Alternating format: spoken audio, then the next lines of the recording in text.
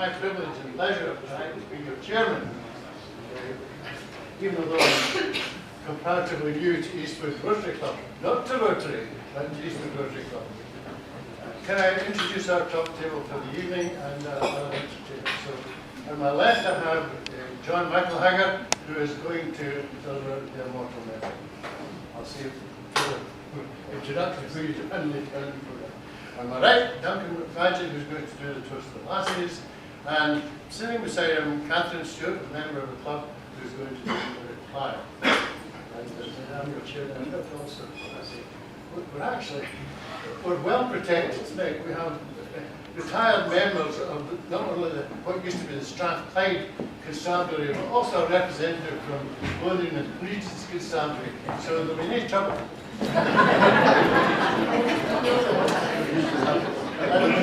But we're also well represented by the district. We have past president, John himself, past president of Eastwood Rotary Club on stage.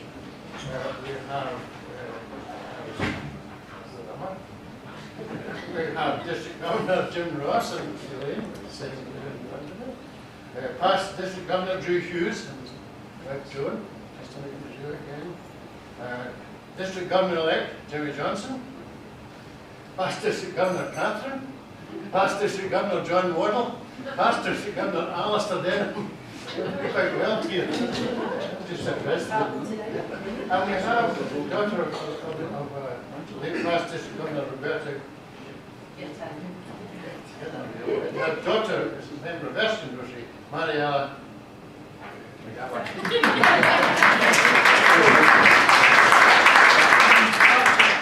I'm glad to say that my family have turned out to support me as well. So, without any further ado, I think we will proceed with the evening. I'll say this separately. Some you meet can eat, and some may name that want it. But we who meet and we can eat, say, the Lord be thanked. Amen.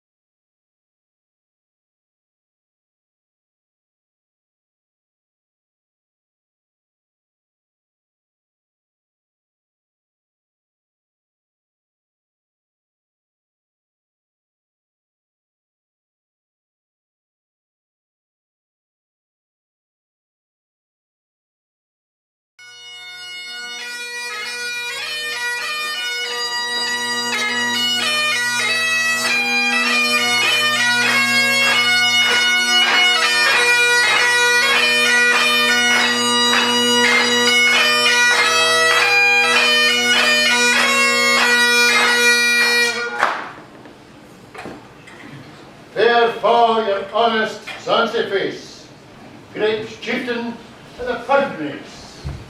When them all you take their place, pinch, tripe, will are you worthy a grace, as lang as my arm. The groaning trencher, there you fill, your hurdies like a distant hill. Your pin would help to mend the mill in time of need, and through your pores, the dews distill like amber bead. His knife, see rustic labour dicht, and cut you up with any slicht, crushing your groaning entrails brecht like honey ditch. And then, oh, what a glorious, warm, reeking, rich. Then horn for horn, they stretch and strive, deals tight behind me, on the drive, till all the wheels swell kites be live, are bent like drums, and each good man me's like to rive, his banquet comes. What is there, Irish, French ragout, or olio with stour sewer, or a fricassee with macca spew with perfect scunner, look down with sneer and scorn for view, and sick of dinner. Fair deal. See him out his tracks, withered as a speckled rash, his spindle shank a good whiplash, his knave a net, through bloody flood and field to dash. Oh, how unfit. But Matt the rustic, haggis fed, the trembling up, resounds this tread, clasping his well-and-eva blade, he'll make a whistle, and legs and arms in heedlessness, like taps a thistle. Ye poors, for mak mankind your care, and dishes out our daily fare. Old Scotland wants nae skinking ware that jouts and muggies. If you want an earnest prayer, ye have a haggis.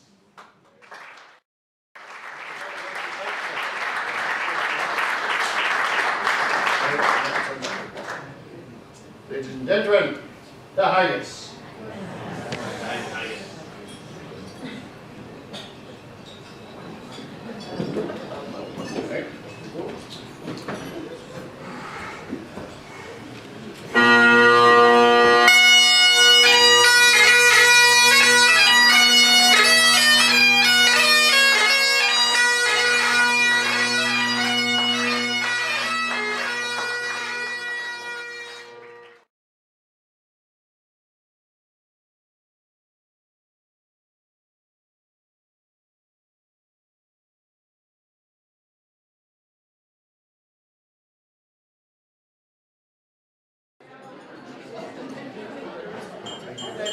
Can I just check?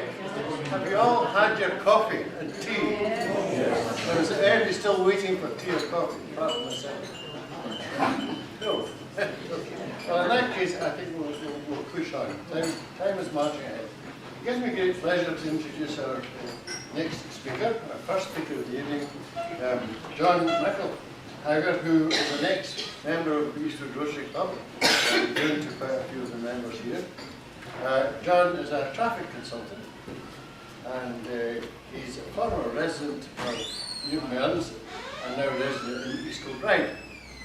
He's comes from Northern Ireland by birth, and his lovely Northern Irish accent here over the meal takes me back a bit.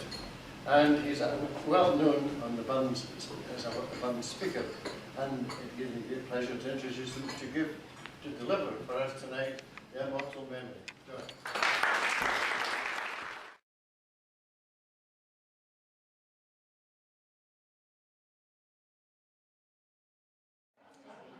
Well, President Colin, ladies and gentlemen, some weeks ago when past District Governor John Waddle phoned me, he asked me if I'd be good enough to speak here this evening at this most important occasion. So I told him, of course I'd be good enough. But it's great to be here at this Rotary Club of Eastwood Burns Supper. And for me, a huge honour to deliver this immortal memory. Now, before I start, I'm going to put my phone safely on the table here. And this follows a horrible experience I had a couple of years ago. I was well into delivering an immortal memory when one of the family phoned me. Now, you might think that having a phone on silent would have been all right, but I can tell you it's awfully hard to concentrate when your sporran's vibrating.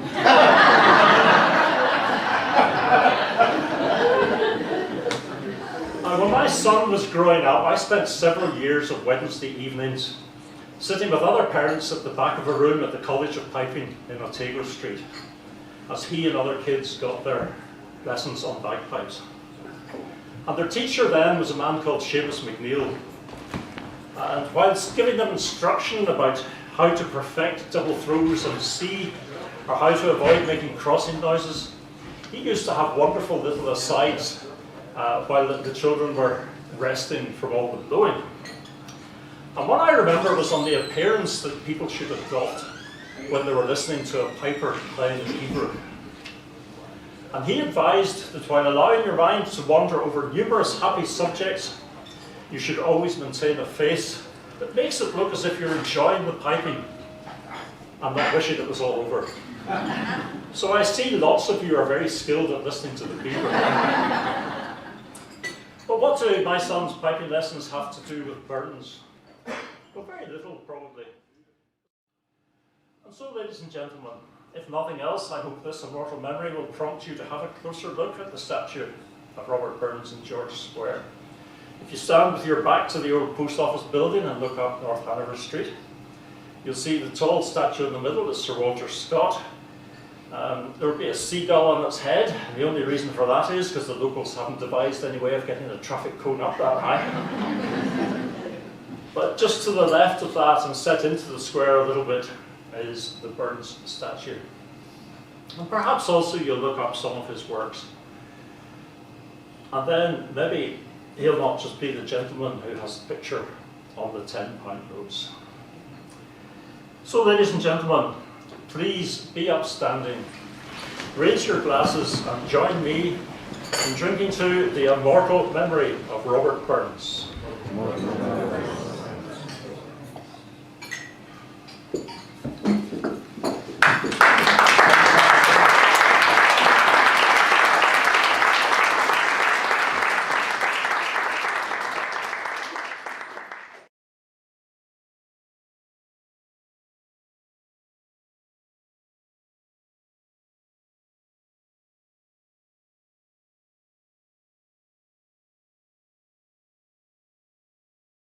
Sorry, I really do.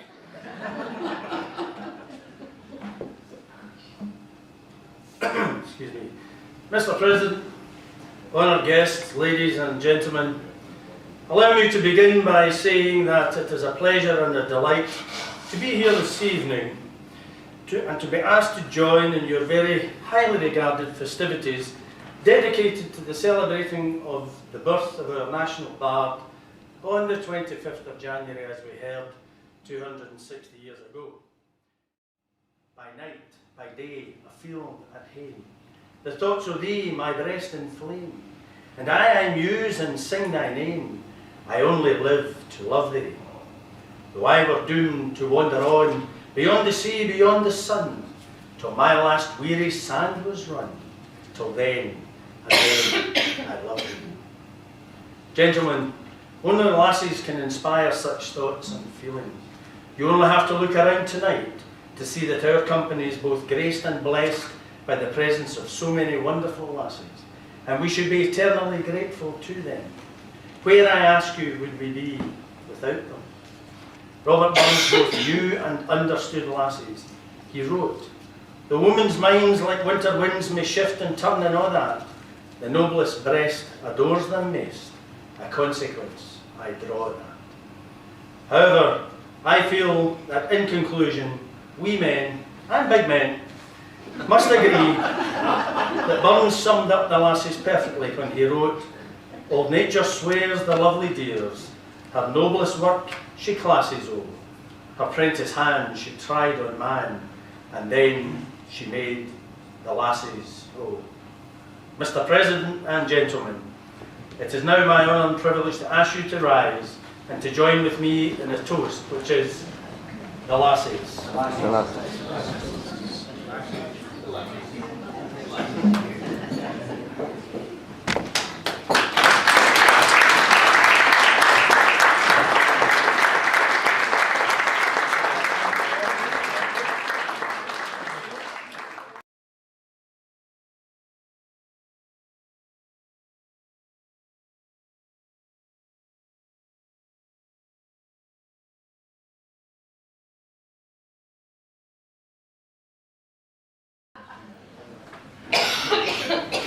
First contribution to the evening, I now call on the chaplain village to give us a word.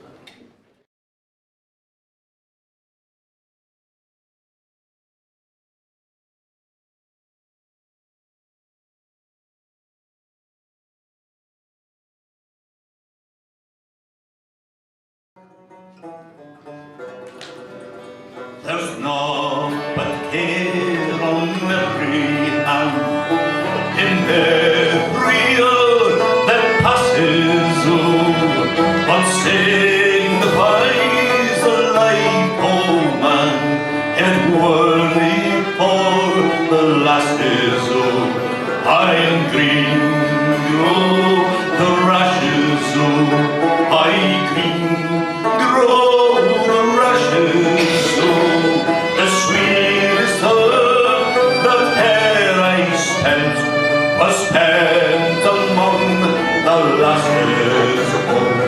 The worldly race, the riches chase, and riches still they fly them, and when at last they catch them fast, their hearts can ne'er enjoy them all.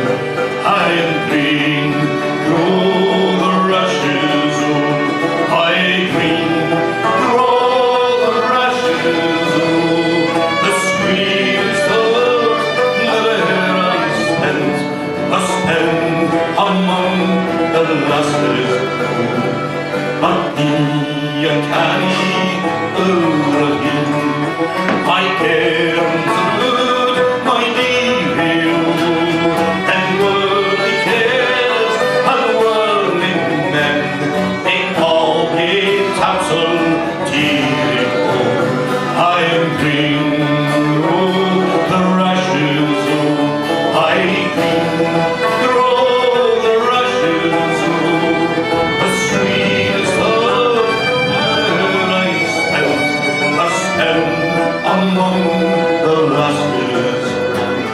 But he sneers, he sneered this, he'll know a senseless asses, oh, the wisest man the world ever saw, he daily lured the lasses, oh, I am green, grow the rushes, oh, I green, grow the rushes, oh, the sweetest love that I spent among the lasses, oh, of nature's ways, her lovely deeds, her noblest work she classes, oh, her prentice hand she tried on the man, and then she made the lasses, oh, I am green, grow the rushes, oh, I green, grow the rushes, oh, the sweetest love that ever was spent among the lasses, oh.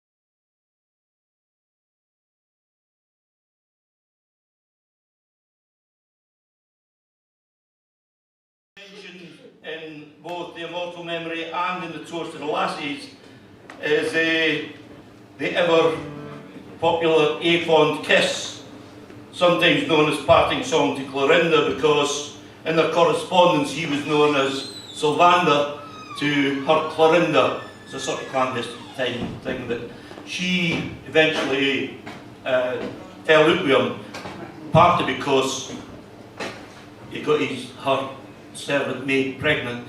I couldn't see the problem, but there you go, that's it. So she joined her husband in Jamaica. There's another joke to that I won't do.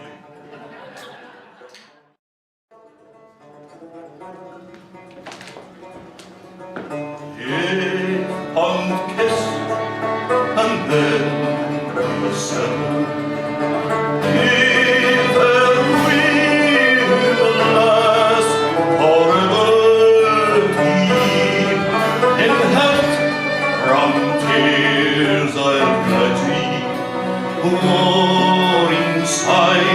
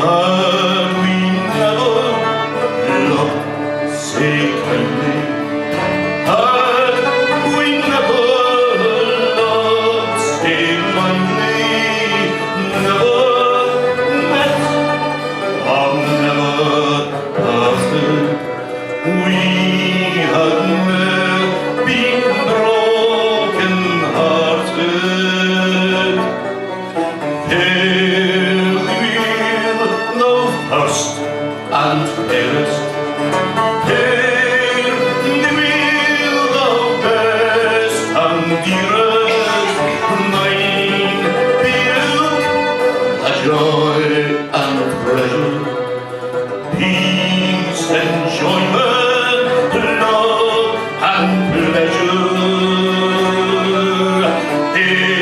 On kiss and then we sever.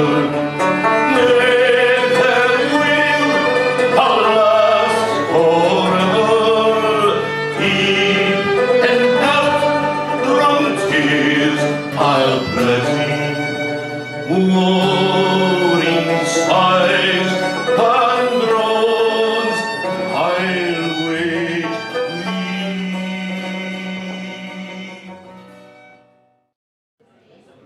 We're about to continue the proceedings.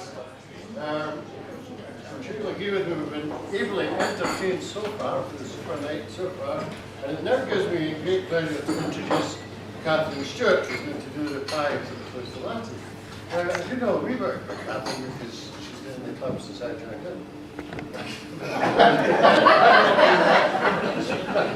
In fact, she's been... Sorry, well, Catherine is in fact a past district governor, and she was first lady district governor of Scotland. So, born in Paisley, went to Paisley Grammar School. I went to Paisley. Paisley Institute to do my bank exams. Anyway, and you went to Paisley Grammar School with Fred the Shred. I don't understand this. Similarities end there, she says. She's been in banking for 40 years, 40 plus years, currently head of regulatory management at the bank, married to Jim. There's two daughters for 40 years. And there's two daughters, Kirsty and Shona. Gives me, I've heard Catherine speak before, she's an excellent afternoon speaker, so it gives me great pleasure to introduce Catherine to pie, to the toast to the last.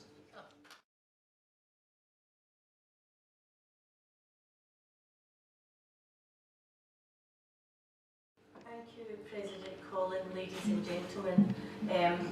I must apologise, I have a really bad cold, so I will try not to cough my way through all of this evening. That's my first apology. My second apology is actually for turning up, because when Anne Maguire and Steve Malloy heard that I had been ill, Steve had offered to stand in for me. And when I arrived this evening, he was particularly disappointed because he had to take his sparkly dress off and change back into his normal clothes. So that's my second apology. But I'm sure Steve will dress up for an interview later if they're still interested. Firstly, can I thank Duncan for his lovely toast to the lassies. You know, when I was told that Duncan was going to do the toast to the lassies, I was told that he was suave, sophisticated, handsome, and I thought, oh my God, I'm going to have to lift my game. And then I got here and I saw that he'd either dressed down, was having an off day, or Karine had been out of the house when he was getting dressed to come out. As you all know, February is the month of love. A time for Valentine's Day and for remembering love and emphasising the importance of love in our lives. And as John alluded to earlier, it's fitting that we celebrate this tonight, celebrating Robert Burns, who is also regarded as a pioneer of the romantic movement. And ladies, how blessed are we that we celebrate it with such a handsome bunch of men this evening. As has been... I didn't laugh, gentlemen, they laughed. John Little also went to the doctors for a routine check-up and everything seemed fine. And the doctor said, how are you? And John said, not bad at all, to be honest. But Joyce isn't that interested in sex anymore.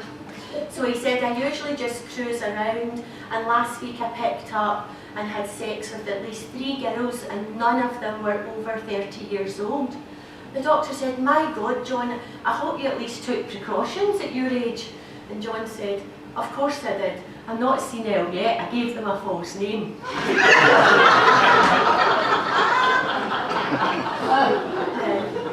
I must confess that for all his faults, I can't think anything but good of a lad who writes this. Husband, husband, cease your strife, no longer idly rave, sir. Though I am your wedded wife, yet I am not your slave, sir. And marriage is all about a partnership.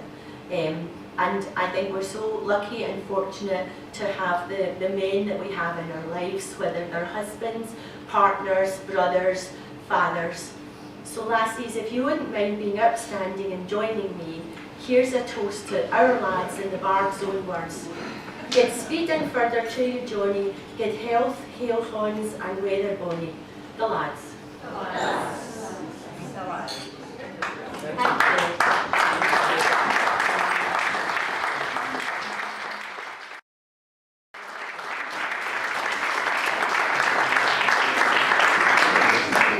I'd like now to round the evening off to Colin Chapman Village to give the students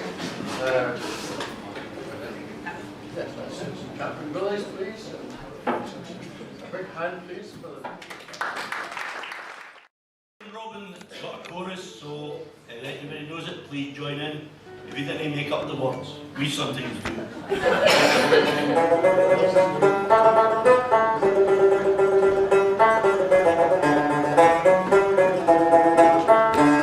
There was a lad was born in Kyle, upon the day, upon the sky, unto this hardly worth her while, to be say nice wee Robin. For Robin was a Robin boy, ranted Robin, ranted Robin. Robin was a Robin boy, a ranted Robin, Robin. Her Robin's time was here again, was 25 they begun. Of the last of January, the handsome in on Robin.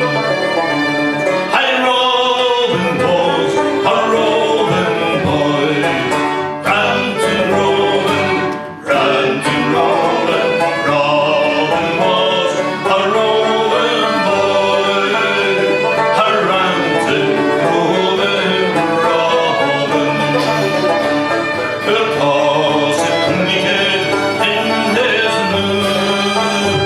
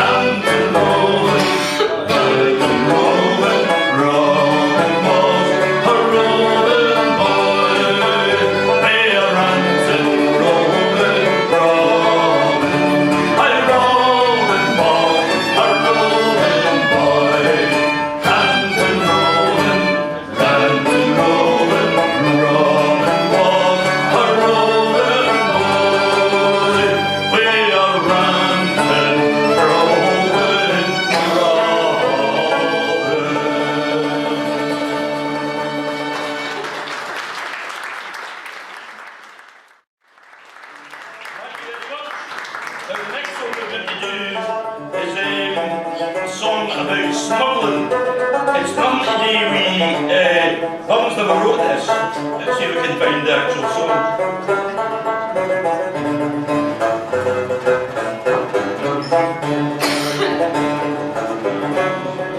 This is the other side of the coast tree of the Ailsa Cree.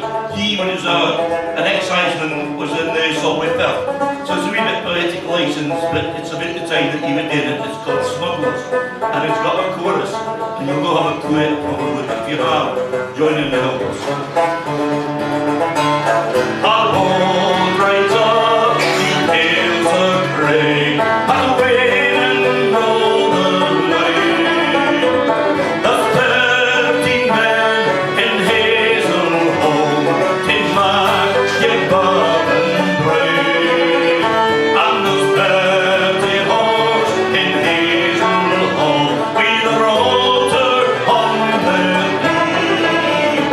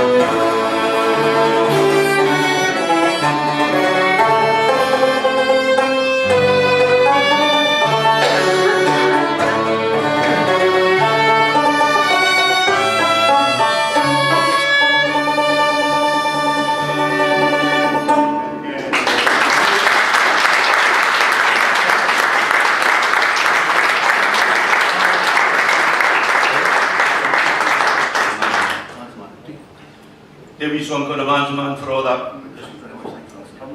With a Guinness. No, I've got a drinking problem, I'm quite good at it.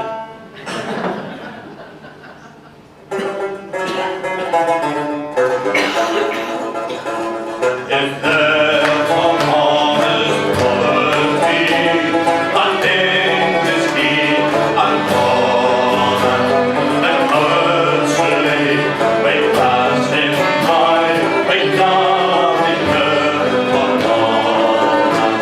All that and all that, the toils and skill and Colin, the rank is marked, the guineas stand, a man's a good for Colin. On gold, on Hameley, where we dine, we're all in grey and Colin. He moves the silks and lays their wine, a man's a man for Colin. All that and all that, they'll take the deeds and Colin. The honest man, though else he poor, is king of men for Colin. You see young Ducky, all out of law, for struts and stairs and Colin. No hundred bushes at his word, he's brought it to for Colin.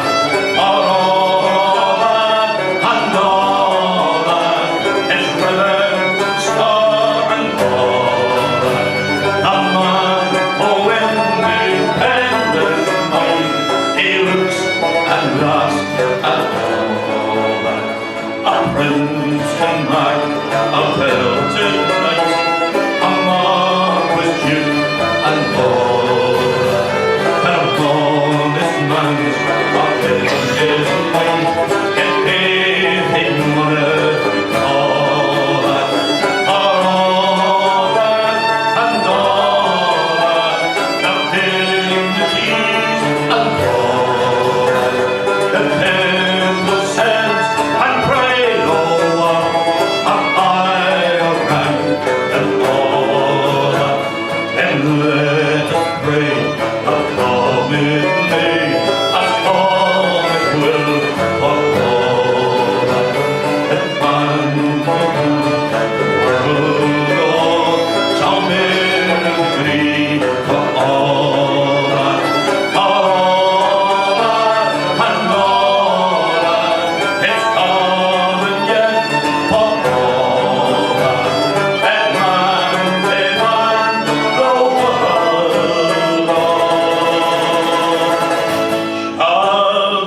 brothers be for all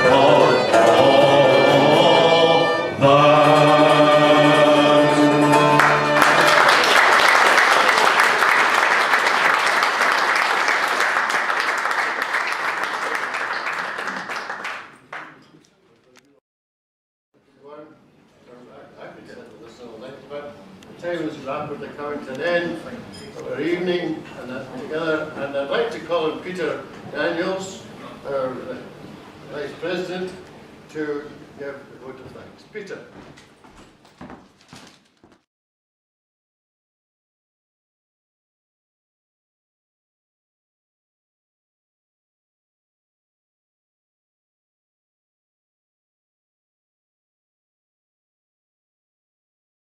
Thanks, Colin. This is on? Yeah, okay. Well, ladies and gentlemen, I hope everybody's had a good time, a very enjoyable evening tonight. I think it's been great. I won't keep you long, but there are a number of people I have to thank. First of all, Williamwood Golf Club for allowing us to have our annual lunch supper here tonight. It's an excellent venue, and the catering staff particularly for a very nice meal indeed. The piper who has left, Piper Scott Ratcliffe, for welcoming us in when we arrived, and for piping in the haggis. I thought the speakers were excellent tonight, starting with John McElhager for the immortal memory, Now John is a former president of this club, and we're actually used to John he's quite a funny guy, John, and this is the first time that I've heard him do an immortal memory, which is really quite a serious speech, but I thought he carried it off really well. Duncan McFadgen, a retired police officer, who John Wardle told me that he served with Duncan in Castlemilk 25 years ago, but that since then their paths have never crossed in the police force. It's quite incredible lengths people will go to get away from So Duncan, it was great. Thanks so much. Catherine, another former president of the club. And the first thing I would say, Catherine, is that Anne was already a Motherwell supporter before I met her. And it was actually a condition of her getting married that she maintained and she stayed as a Motherwell supporter. Catherine, and it was just brilliant, your talk. I thought it was funny, it was apt, it was just right for the occasion. Thanks so much indeed. There's a hidden talent there. Maybe it should stay hidden, I don't know.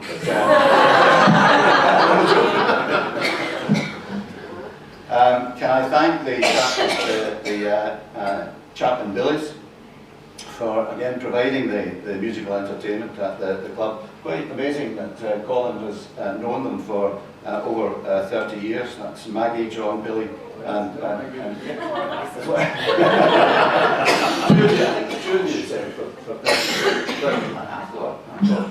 them for a lot longer than that. Yeah, I won't go there. Right. Thanks to yourself, Colin, as president of the club, not only for your address to the haggis, but also for presiding over tonight's event, which you did with your usual competent, in your usual competent professional manner. But the biggest thanks of all, I think, should go to another former president of the club, Anne Maguire, for organising tonight's Burn Supper. She is truly an organiser extraordinaire. Fresh from her triumph at the magazine night, she's carried it off again. I mean, it's a hard job organising the tables, preparing the programme, liaising with the club, with the golf club. So well done, Anne. Just a very, very good night indeed.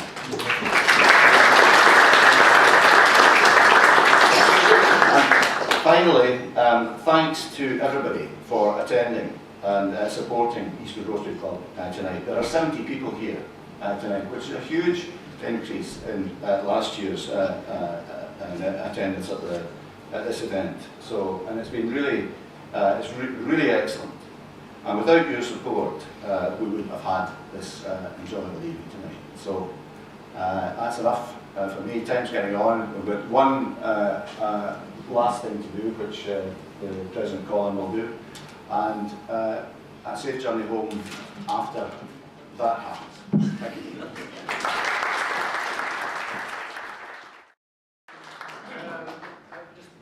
Before we all rise together and sing the traditional Old Lang Syne, which the band was very kindly agreed to play for us, so we'll all get in tune. Hopefully the right tune. Dear G. Anyway, before that, I'd like to give you the final toast of the evening, which is Rotary the world over, service above self. Rotary the world over, service above self.